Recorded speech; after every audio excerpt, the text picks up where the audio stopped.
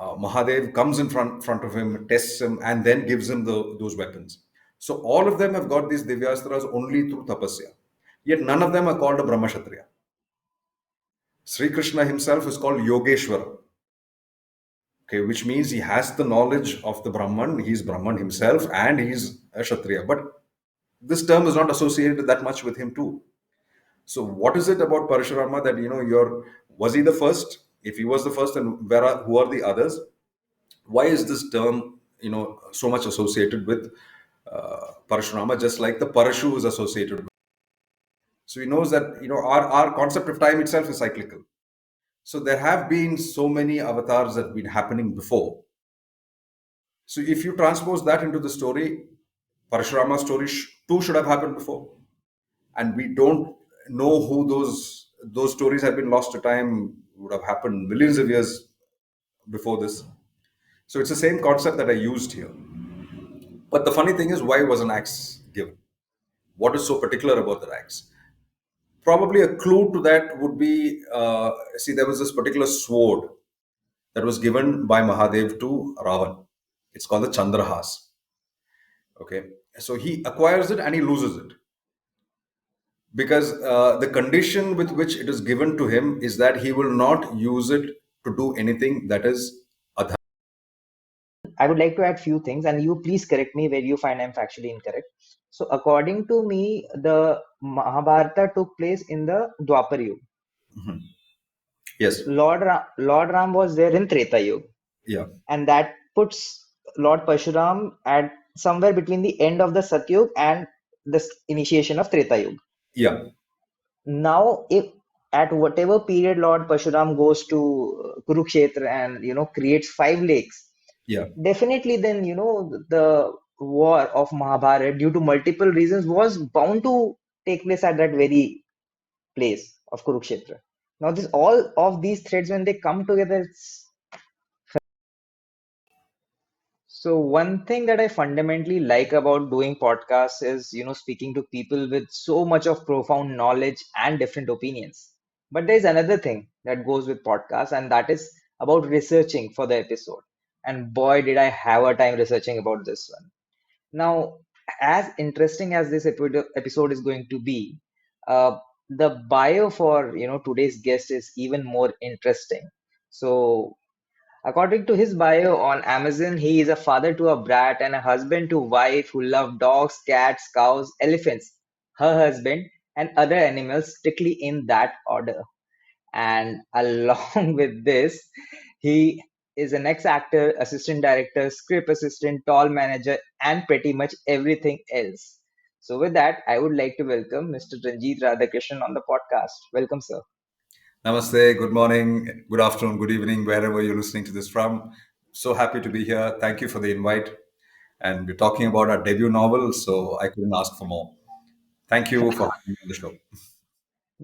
I think, as I was even discussing with you before this podcast, that I do read fictions, not that much, but what I really liked about this book is the layers that it has. I mean, when I was reading through it, I found that, through those historical figures, the knowledge that was coming out with such a beautiful story that was the icing on the cake.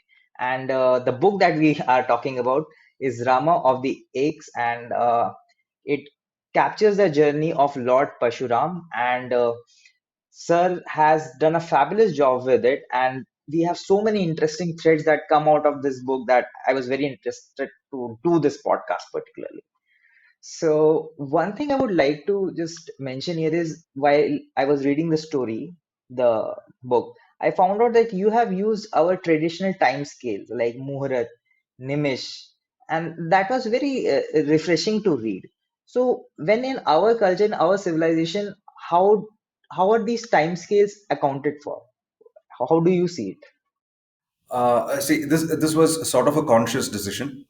If you read the opening chapters, you'll see that the names of the trees are also in Sanskrit. I have not given you an English equivalent. This was a conscious decision because it helps you ground into the kind of culture that we are talking about. Okay, and it's not something that's so important in the story that you have to stop reading and go back and read. So when I read stories, especially in the fantasy genre, there's always a moment. There is eons later, you know, this kind of stuff comes. But since we're talking about a story that's so rooted in our Puranas and our culture, I thought rather than just limiting it to the names of the trees, why don't we bring that in wherever I can and use terms that are used in common language. So even today at home, if somebody's coming here and I'm on a call and I'm speaking to him in Kannada, I'll say one nimshari, I'll come. So nimsha is a common usage word in almost all languages. Everybody understands what nimisha is. He doesn't have to go look it up. Uh, and talking of time scales, the interesting thing is that in our Puranas we have stories of people who live for thousands of years. You will find Vishwamitra coming in so many stories. Parshurama himself has his own story. Then he's there in the Ramayana, he's there in the Mahabharata, and he continues to be a Chiranjeevi.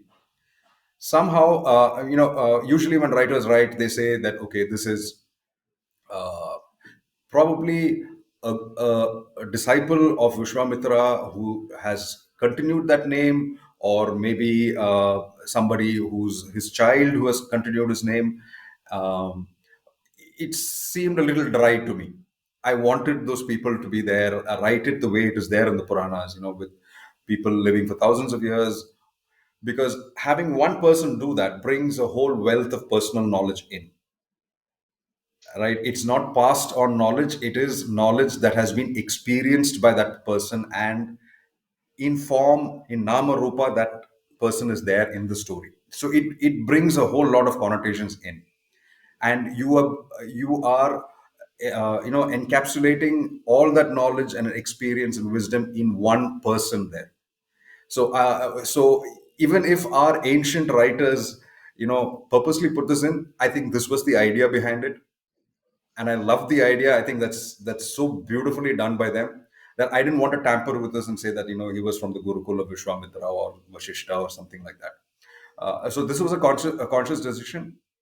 The story itself is based in Treta Yuga, which is like lakhs of years ago. That time scale I didn't want to touch. I know there is a lot of historical research that goes Bronze Age, the Iron Age. That's not the kind of story I'm writing. I'm writing something that's based on the Puranas, and going by the time scale they have given, I wanted to stick to it. If I do that, I do justice to the story. The previous books have been written on Parashurama, which show him as a mortal, in a particular space and time.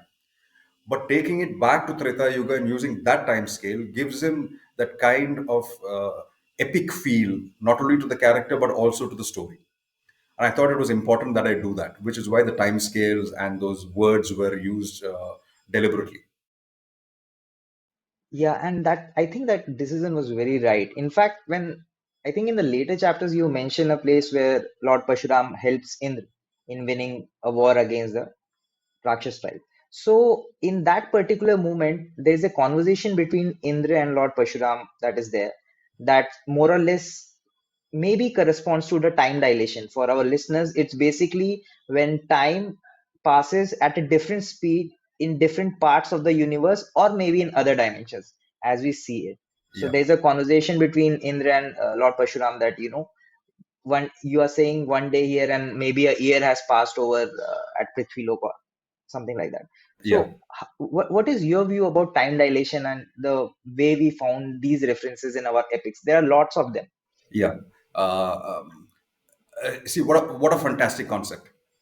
Okay, that our ancients have actually thought of something like this. Uh, Time traveling in a different speed, if you want to mention it that way, and in a different realm. That there are different realms in the first place. You know, so not only are the devas much more evolved than us, much more powerful than us, but time moves at a different pace for them. So you have different lokas and different times there. I think the most famous story would be uh, Revati's marriage to Balarama, because her father goes to Lord Brahma to ask who is a suitable groom, and he spent maybe 20 minutes there. And he says, it's Balram now, you go back, but you're not going to find any of your relatives or your, so many thousands of years have passed. So when you go down to Bhumi, you're going to find this person, and please get your daughter married to Balram. A fantastic story. If you look at it from a modern lens, this looks like science fiction. You have a lot of movies, Interstellar is the first thing that comes to mind. We have time dilation, you're coming back. So, there's a lot of Vedantic philosophy there too. But this has been imagined by our ancients. Uh,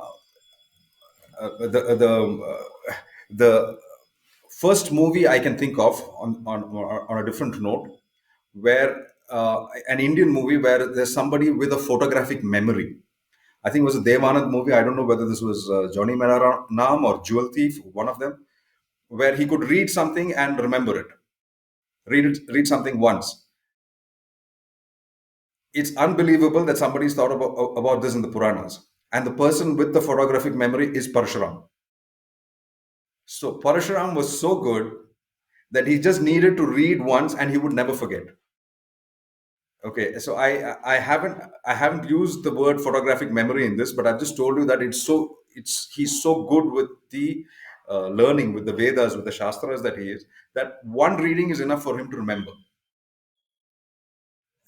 So there are a lot of concepts that our ancients have brought in, which we can boast of it now.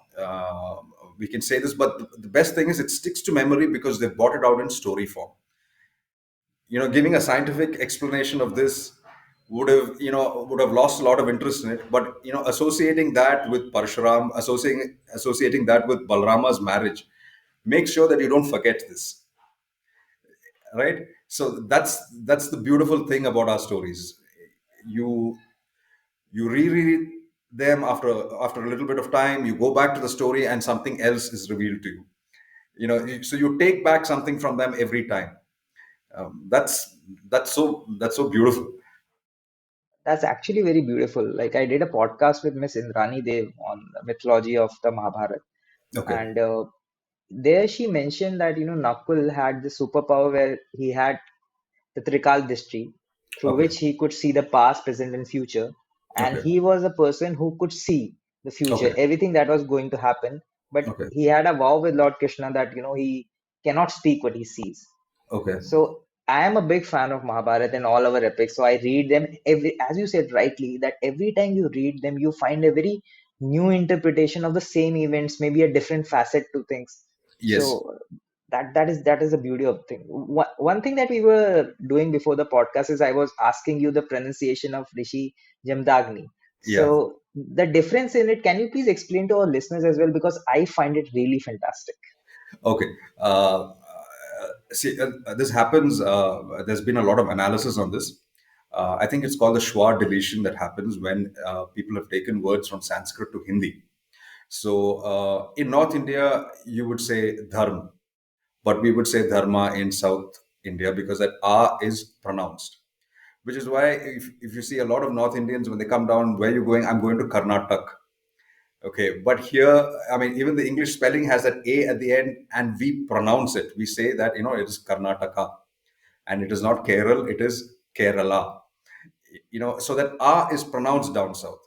So North Indians may pronounce it as Jamdagni.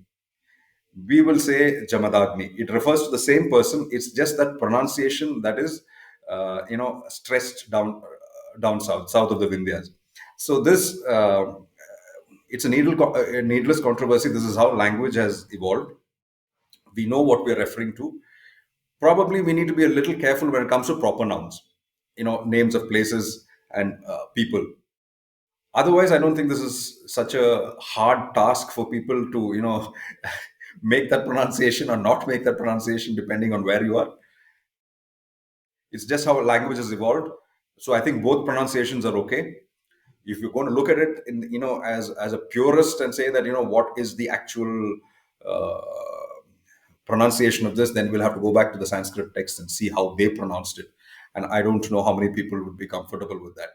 So I'm okay with both pronunciations, no problem at all. What I find is such beauty in such diversity. The accommodation that our culture has provided through such enormous geographical spans, through enormous time spans, and the Yeah. continuity that it provides. So the variation, the differences to me is such an example of the beauty and accommodation that our culture is actually. Yeah. So one very interesting thread of our mythology of our own historical civilization that I don't find much on is are the Saptrishis. Huh. And Saptrishis are a very fundamental part of the story of this book. So Yeah. would you tell our listeners a bit about the Saptrishis? Okay. One of the probably lesser known aspects of Parshurama is that he's going to be a future Saptarishi. Um, yeah. So he's a Chiranjeevi, um, one of the seven Chiranjeevis. There are seven there too. If you count Markandeya, who's also a Bhrigu, by the way, he's also of the Bhargava clan. It becomes eight. Um, so in the next Manvantara, Parashurama is one of the Saptarishis. Now, I haven't dealt with it too much in part one of the book. Part two, I'm trying to narrate how he becomes a Saptarishi. Okay, what is the reason that he's chosen as one? You find a little bit of bits and pieces about the Saptarishis all across the Purans, but it's similar to the situation we have with Parshuram. We have a lot of stories about Parshuram, but very little literature. We don't have a Parashuramayana, you know, or like we have a Hari Vamsha, we don't have a Brigu Vamsha or something. Maybe these texts do exist. I'm not sure. Like we have 4 million manuscripts lying with the National Manuscripts Mission. Maybe this is there. Maybe this is with some family who will discover it or let it out into public sometime. So till then, till that happens, we have to, sort of connect the dots somewhere. So there is a lot of lore about the Saptarishis that you find in different Puranas. But like you said, that was a fantastic observation that nobody has actually written a book on the Saptarishis. You have separate stories for all of them, for Vashishta, for Vishwamitra, for Gautama. Putting it all together and seeing why it is. And while researching this, I came across a very, very unique kind of Shivlinga that they worship. And I've used that in part two of the story to try and show how Parshurama becomes a Saptarishi. So how I've narrated that is in part two. I would wish the reader to, people to actually read that rather than me revealing it now. But it doesn't cover the entire corpus of Saptarishis. Then I'm just telling you how Parshurama became a Saptarishi. But it's a very interesting observation that we don't have a story about the seven. We have a lot of stuff that happens abroad with the fellowship of the ring. There are so many people who join together. This is a fellowship also of seven great revered rishis. Why so? Why only seven? I think that's beautiful. I think I should make a note and keep it down. Maybe something will occur to me to write later on. That Great would be observation. great. Yeah, actually, I read these stuff and I always ask myself that, who were the Saptarishis? What were maybe the qualifications that made a person Yeah, eligible for even considering to take that journey of being a Saptarishi? sure. Right. Now, one Right. very interesting facet that I have came across in your book is the concept of the brahmrishi and brahmkshatriya. So Yeah. I never knew that, you know, designations maybe I don't know if designation is the right word, but I didn't know that there is a difference between brahmrishi, brahmkshatriya, or there was a concept like that.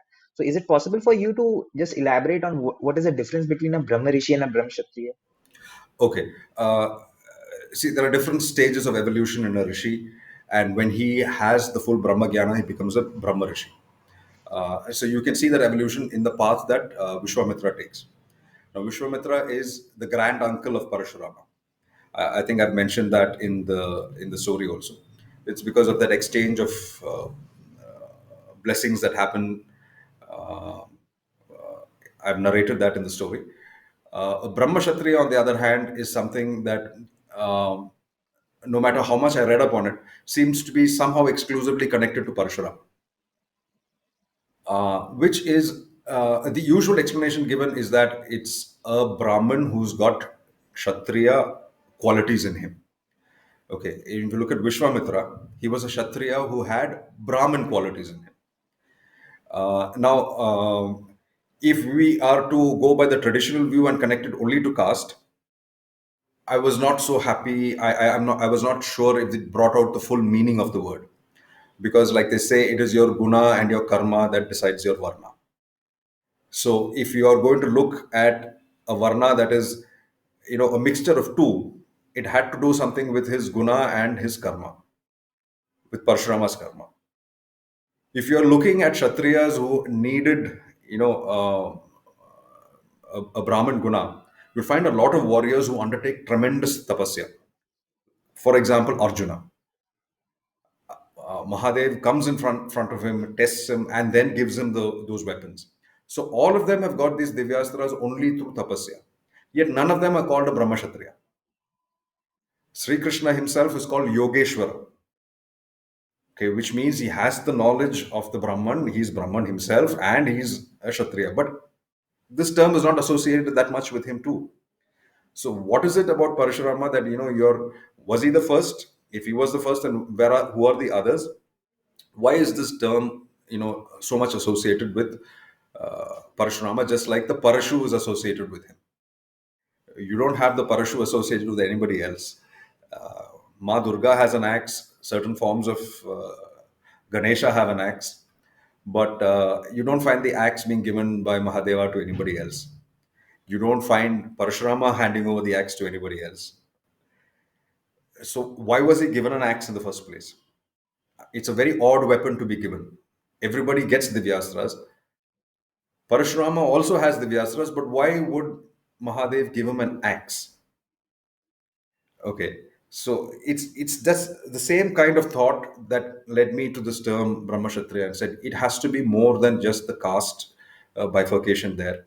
It has to do with some guna that he has, something that he underwent or undertook that gave this term to him.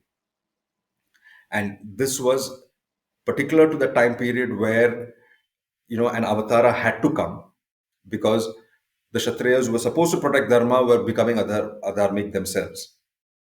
So, you know, Sri Krishna is a Kshatriya, Sri Rama is a Kshatriya. Here was a Brahmin who was taking on Kshatriya duties. You know, that chain of thought led me to give a new definition to this. This is purely my imagination and my definition that I've given there. It's for the readers to see if it's okay with the in the context of the story that I've told you. I'm not claiming it is a Puranic definition. The Puranic definition is different. But for the means of my story, to show his spiritual progress and how he ends up with the Parashu, I needed to show, this was the process by which he became a Brahmashatriya. Oh, this was really deep, sir. I mean, it's fabulous.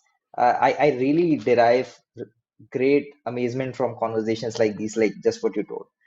And one thing that you very specifically and very pertinently noted is the Parshu of Parshuram. That it's a celestial weapon with nothing like something I've ever heard before. Yeah, Even in the book, you have mentioned that maybe this Parshu was given to people who in other universes and realms yeah, before him, yeah, but he was probably the first person who was, I don't know, worthy is the right word, or who was able to harness the energy of the Parshu. yeah. I think that was important for my story to go forward. Partly because you have this famous story about the ring of Rama just before he leaves this mortal realm. Amazing story, sir. Amazing Yeah, story. yeah. So when Hanuman sees so many rings, so he knows that our concept of time itself is cyclical. So there have been so many avatars that have been happening before. So if you transpose that into the story, Parashurama's story too should have happened before, and we don't know who those stories have been lost to time, would have happened millions of years before this. So it's the same concept that I used here. But the funny thing is, why was an axe given? What is so particular about the axe? Probably a clue to that would be, see, there was this particular sword that was given by Mahadev to Ravan. It's called the Chandrahas. Okay, so he acquires it and he loses it.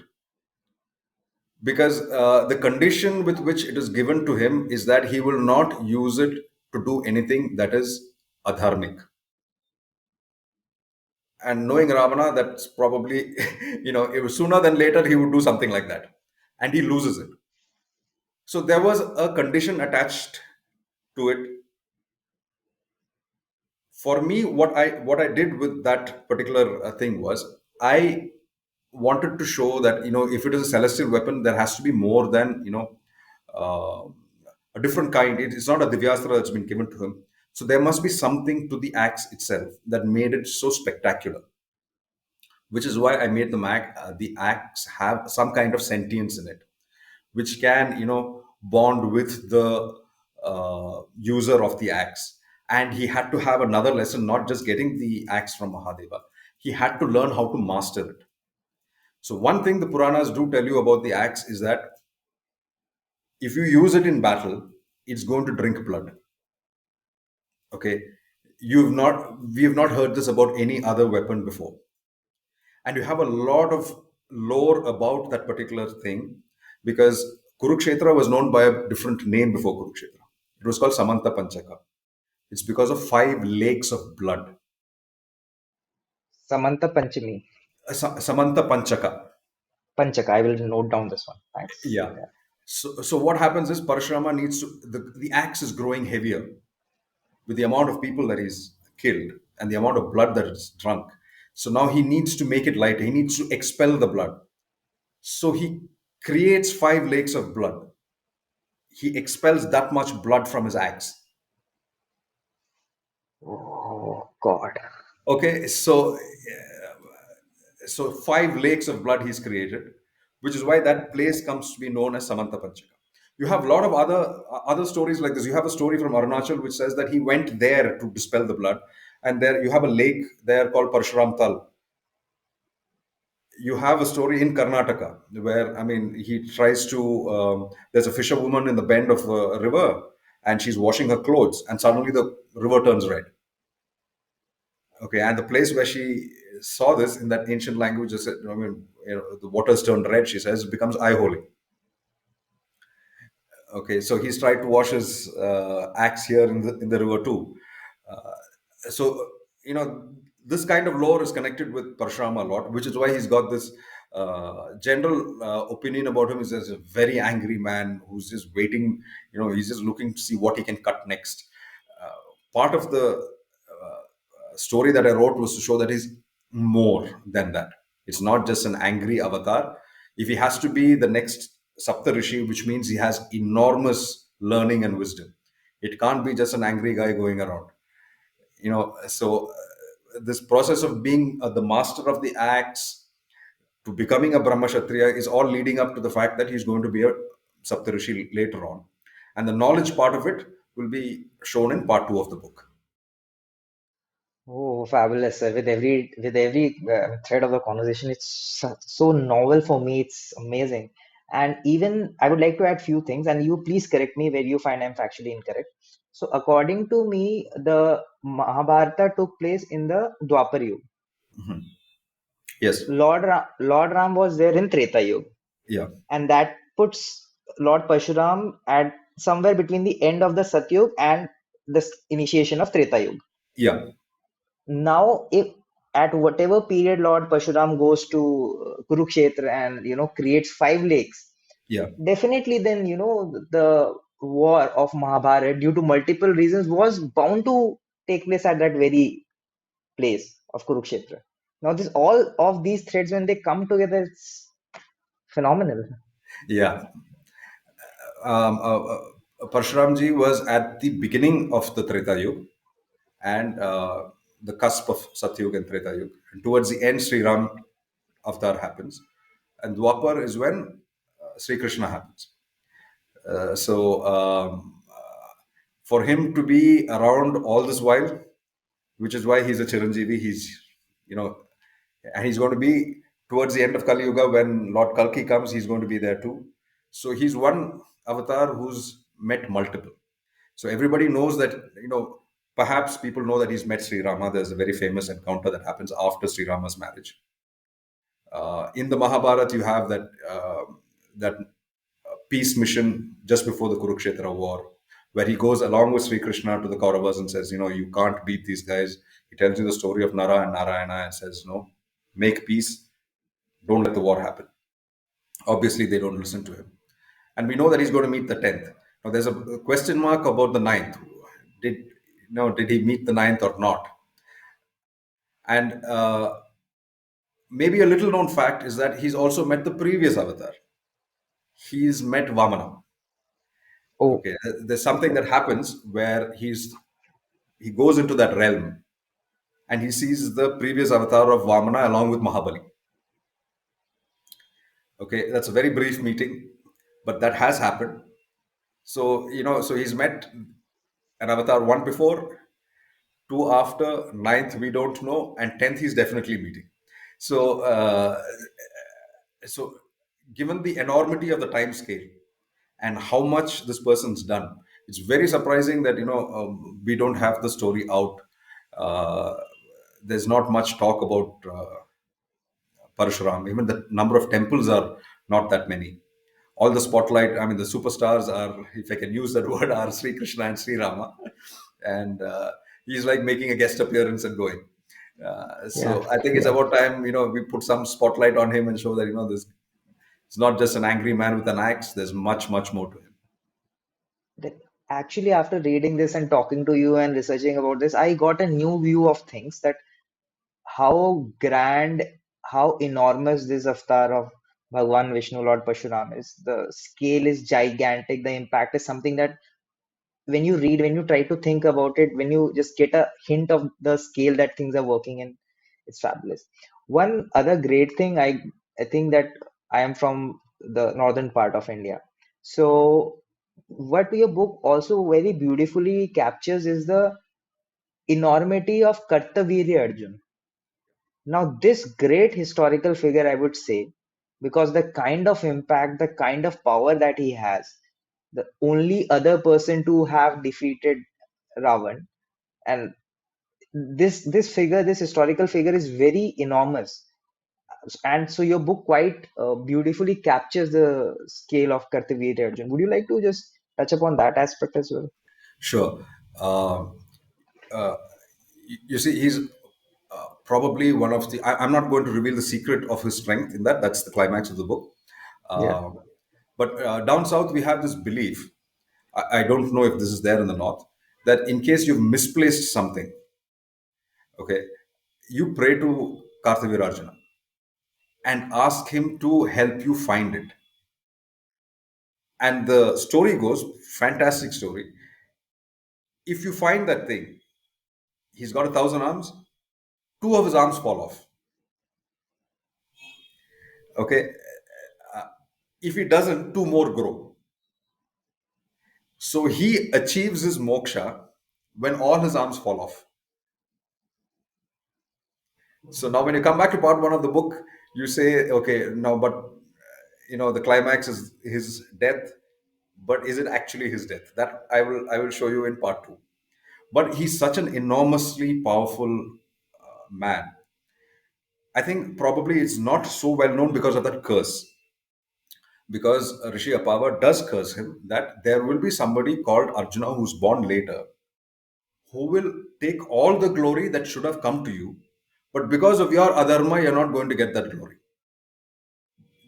But think of somebody who's so powerful that Ravana cannot beat him, so powerful that he can take on Indra by himself. He doesn't need, you know, to make peace with the devas or something. He's a mortal who can take on Indra. He is a Samrat Chakravartin. There are not many people who are given that title.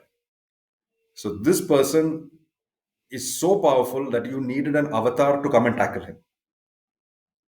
So when you need a Sri Rama for a Ravana, you need a Parshuram for Karthavir Arjuna. Beautiful. So just like Parshurama's story is not that well known, his antagonist story is also not that well known. Hopefully this Ah, changes after that. Hopefully this changes after that, because if you have a person who's so powerful that he can imprison Ravana, he also deserves a place in the sun.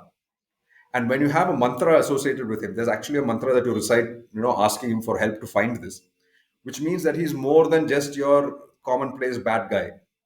There's something more to him. No, which is what I wanted to bring out in that story, and which is why I ended the book like that. With those three streams, because that comes back Not, later. not even about touching the story of the book, which I find is very interesting. And I think people who are listening to the podcast, please do read the book, because whatever effort I could try to put in to bring that out cannot be there in this conversation, because the book is, it's very good. I would definitely insist you guys to read it.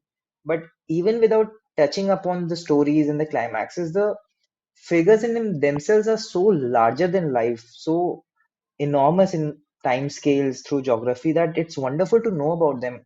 And Kartveer Arjun was one figure. When I started to read about him after reading your book and researching for this podcast, I was amazed.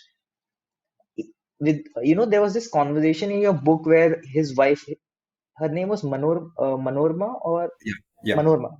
Yeah, yeah. I'm right on that. Okay, I'm very bad with names, so I always confirm with people. So No, uh, it's not a problem Manorma because was, yeah, even Parshurama's brothers' names are different in different Puranas. yeah. So, I mean, I've just stuck with Brahmanda Purana and what are the names given there. So you can go with Manorama. So Manorva was speaking to someone and telling that how Kartveer Arjun was nearly an immortal, and he has seen his wives die, his sons die, and even for his existence, even for him to be there, there has to be that great challenge. And that great challenge comes due in time. So it gives you the context of the figure, Yeah, where we could place him. One more question I was having in my mind after reading this book is the geography of where this whole epic is taking place. yeah, So could you please touch upon the broader geography where all of this is taking place, so that for someone like me who is not very well aware of yeah. the geographical positions and the deep and profound history of the south may get to know something about it? Okay. I see. Okay, I have to clarify here that in the Purana, I depended on the base story I've gone with Brahmanda Purana. So there, Parshurama actually travels to the Himalayas and does his meditation there, and that's where he meets his disciple. So for the interest of getting the story into a compact form, because Parshurama's tapas goes on for years, it's only years later that he meets of tapas does he have darshan of Mahadev. So for the interest of the story, where if I do that, I'm leaving a lag of so many years that's happening. There's nothing happening in between. It's just Parshurama and Tapasya. Timelines have been changed a little bit, and locations. So since I've situated the ashram in on the banks of the Narmada, I have had him do the Tapasya there itself. The reason why I chose Narmada was it's very important because uh, there is this place called Bhrigu Kacha, which we know as Baruch today. Okay, and it's there. We just had a festival recently called Onam, Yeah, where Onam. yeah, so it's for the return of Mahabali, and now it's being the narrative nowadays is that it's just a harvest festival. There's nothing Hindu about it, which is wrong. The kingdom of Mahabali was in Baruch. Okay, and it was called Bhrigu Kacha because of Parshurama's ancestor Bhrigu, which is why they are all Bhargavas.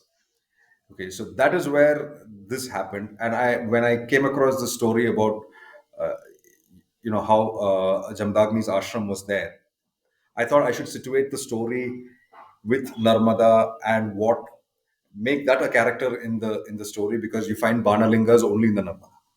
Yeah. Okay, those are the ones that are valued. Also, Renuka Devi is the Kul Devi to a lot of people in North Karnataka and South Maharashtra. Mahishmati is also on the banks of Narmada, which is the capital of Kartvirya Arjun. So it gave me a very specific geographic belt with which I can place the story. And if people start researching it, they will find that, okay, Renuka Devi is Kul Devi here. There's a very famous temple to her in this place in Belgaum called Saundati. You have temples of Jamadagni in South Maharashtra, very famous. You have a Renuka Devi temple there also. So that belt becomes very important.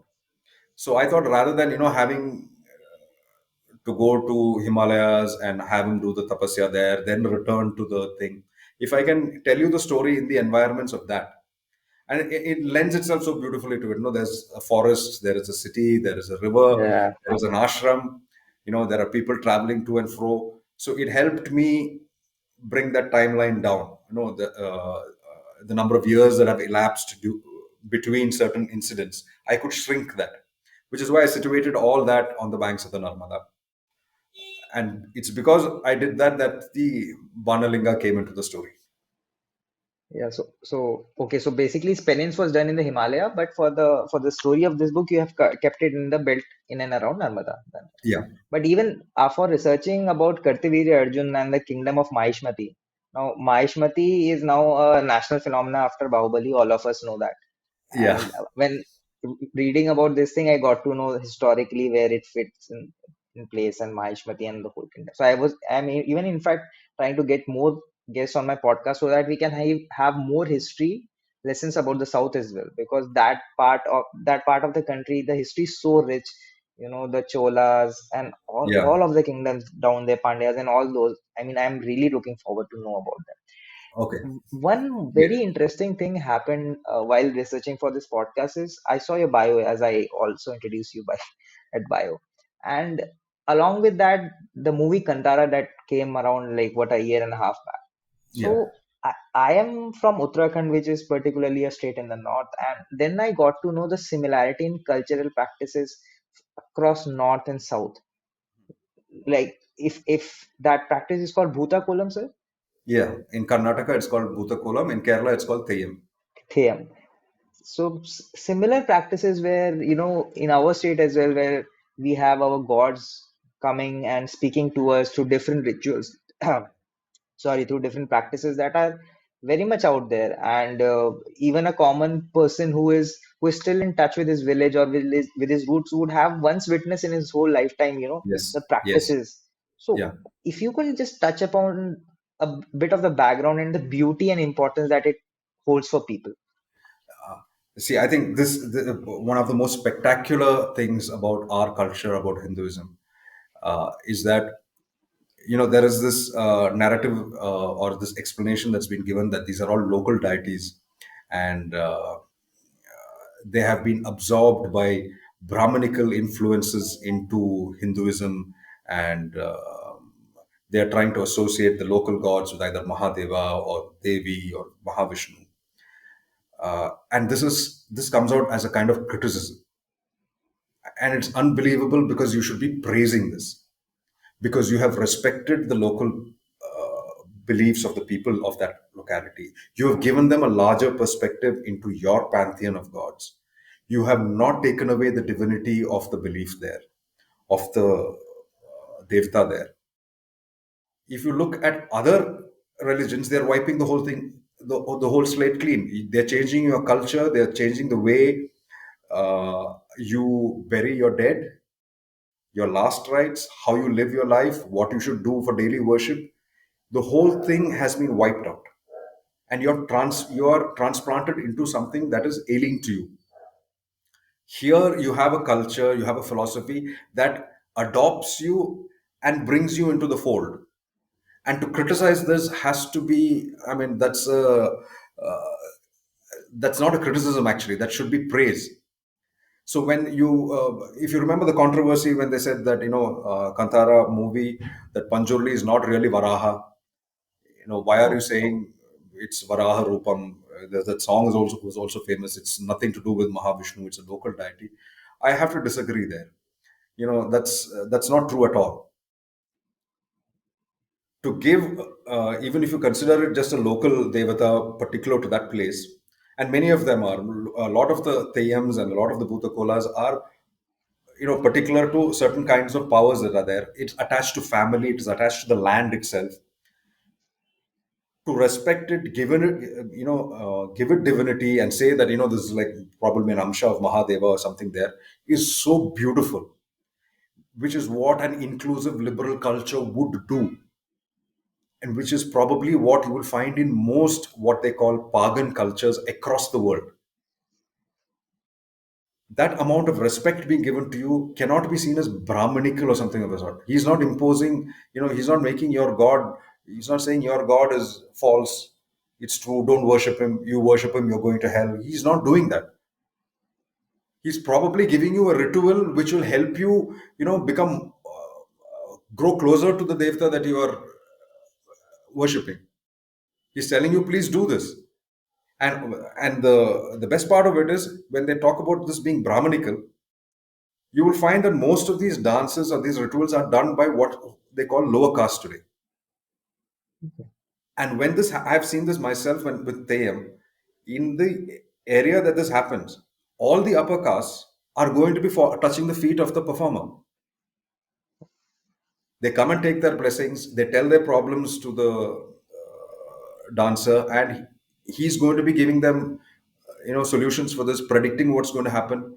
It's like that deity there is not some far off deity that's sitting somewhere. It's not Parabrahman that you have to, contemplate upon. It is almost family. It is like an elder that you're looking to for advice. You're looking to for support, some encouragement. The devta that you're praying to is right there in front of you, and he's helping you overcome your problems. He's giving you a solution. What can be more beautiful than that? And the culture that promotes this should only be encouraged across the world, not looked down and said, no, you're co-opting our gods. And would you rather have them wiped out rather than co-opted?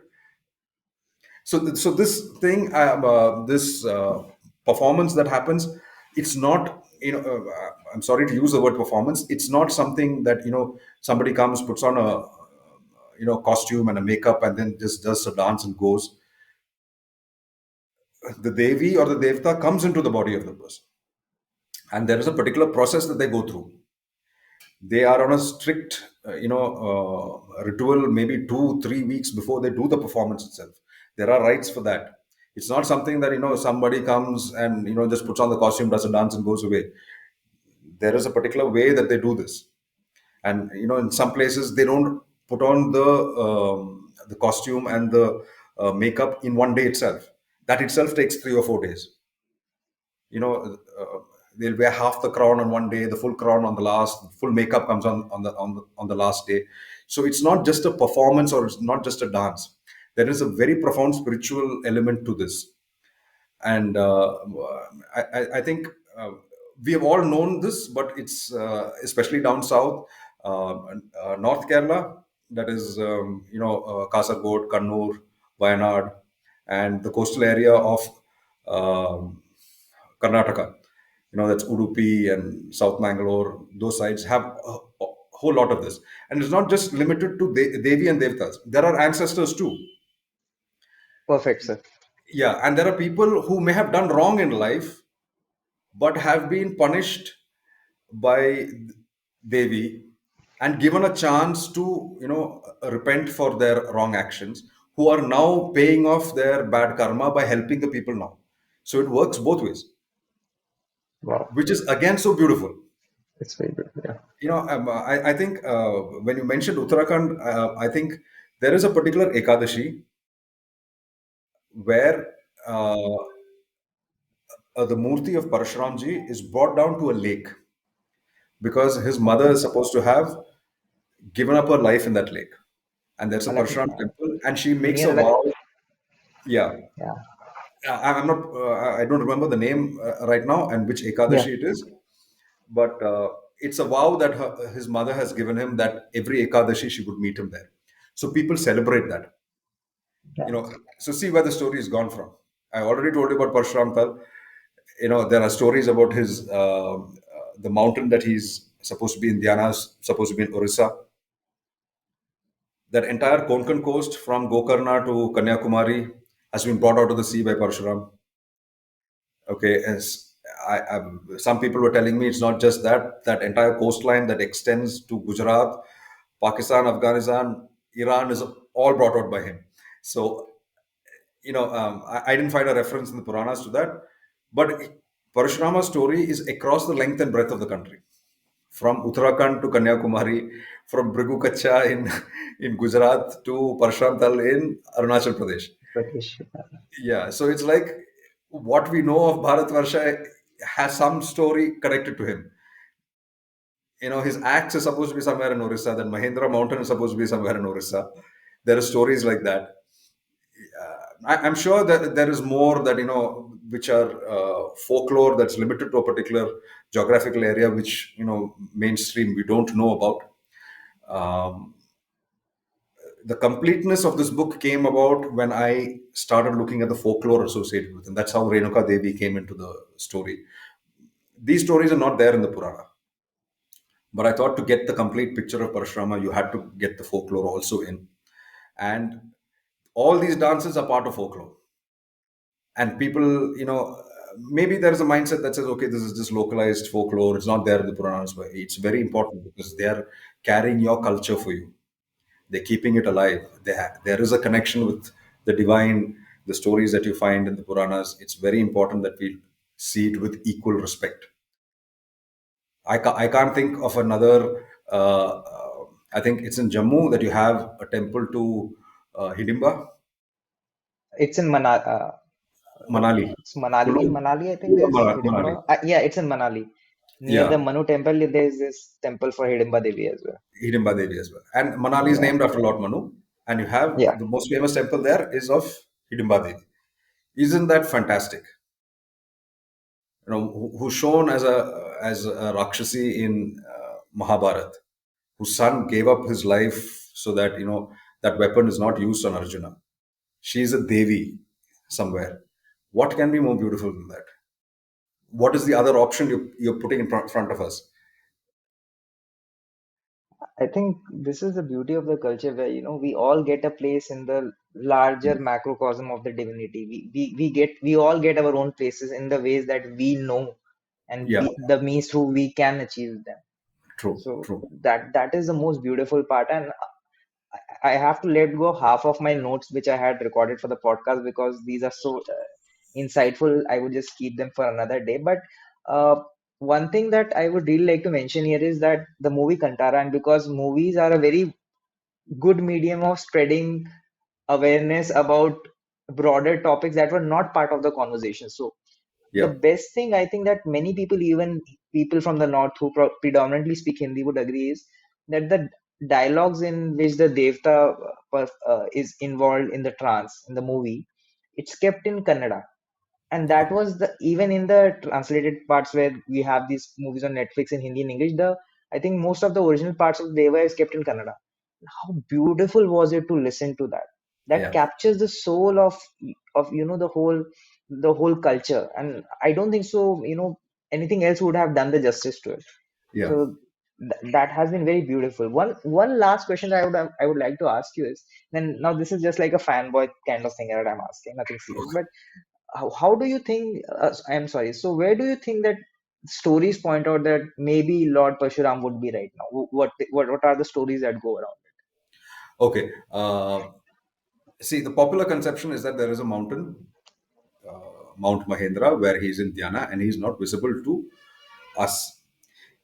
If you look at another Chiranjeevi, that's Hanumanji, people say that you pray to Hanumanji and the results are quick if your bhakti is sufficient enough because he's still on this realm. What we are told about Parshurama is that though he's on the mountain, he may not be on this realm at all. Okay, so his sadhana is going to take a little bit more time. But what he's done instead is, despite being an avatar of Mahavishnu, despite being a devotee of Mahadeva, he is a Sri Vidya Upasaka. There is a tantric text that has been given by him that's called Parshurama Kalpa Sutra, which Mm. tells you how you do those rites for you to for your spiritual progress, for your material benefit. He has left you that and gone. So if you look at this phenomenal avatar who has a guru that he shares with Kartveer Arjuna, which is Guru Dattatreya. As soon as Guru Dattatreya comes in, you're connected to the Nath Sampradaya. you're connected to the aghoris. You have a devi, Sri Vidya upasana that he's doing, and there's this very esoteric text that's come down to us. This is called Tripura Rahasya, which is a samvada between Parshurama and Dattatreya, which narrates philosophy, reality, Maya, Vidya, all this. When you have this much that he's given you, okay, I think that's a treasure that we have not, sufficiently appreciated. So, where is Parshuramji right now? I have no idea. But when I'm writing part two, I'm not trying to tie it down to a particular physical location. Okay, because if it is a Chiranjeevi, if he's got an axe, perhaps there are challenges elsewhere that he needs to look at. Yeah. Yeah, and the time for him to come down has not yet passed. So we will know. It's still thousands of years to go. So I'm trying not to tie it down to a physical location on this realm when it comes to this, because that would be constricting the epicness of the character to one place. I know a mountain is very important, which is why I bought the mountain in part one of the story. He does a parikrama there. That mountain has a great significance in part two, but I don't want it to be a particular geographic location somewhere in India. I want it to be more epic than that. It's like basically these places, they are more on the dimensions on the planes of energy. So like they can Yes. be at the same time be present at different physical locations as per us, and maybe at a different realm as well. Like they say for Gyanganj, I don't know whether this is the word that they use it in South. Have you Okay. heard about Gyanganj? No. The I think you would have. I'm not very sure about the name though, because this is a place where they say that Mahavtar Babaji, he took his knowledge and all the gurus are there. Okay. Okay. So Okay. you might have heard about this place, but Yeah. the name for it, I'm not sure. Yeah. Okay. The name has slipped me, but Mahata Babaji, yes, I do. Yeah. So this place, people say that, maybe this is more of on the basis of energy. So these Yes. places are like portals that are Yeah. attributed to specific locations. The Yeah. knowledge is so great that, I feel a tiny speck of dust in this whole, grand scale of events. It's fabulous. Yeah. But the beautiful part of being the tiny speck is that such a visual spectacle is given to you for you Indeed, sir. to experience. That's the Actually, magnificence of this thing. You're not made to feel like a tiny speck. It's like, though I am, look what's been given to me. And so wow. that epicness has to come out in our stories, uh, which is which is why I'm attempting to write these stories this way. I definitely think so, sir, because these stories are definitely something that needs to be part of the conversation. And Yes. I would really like to thank you for coming on the show. And I'm very being very serious about it. There are 10 broader points that I have not able to capture in this episode, and I would definitely hope so that we discuss it about someday else. But Definitely.